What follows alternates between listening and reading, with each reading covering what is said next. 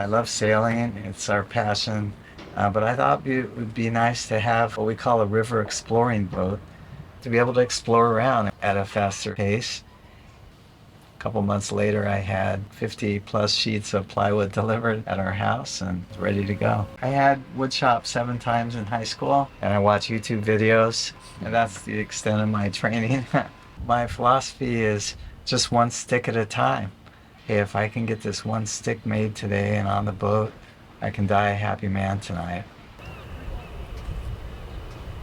Once I flipped it over, though, I realized the flat foredeck of the surf runner was going to be too low, not enough headroom. Since this is a river exploring boat, I'm going into new places all the time.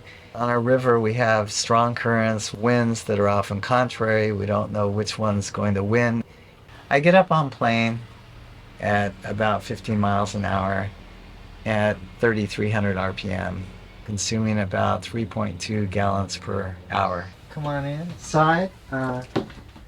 You can see that we have a lot of headroom, 7.5 feet long, porta potty, 1/4 inch foam covered with vinyl here and up here, and then the ceiling also.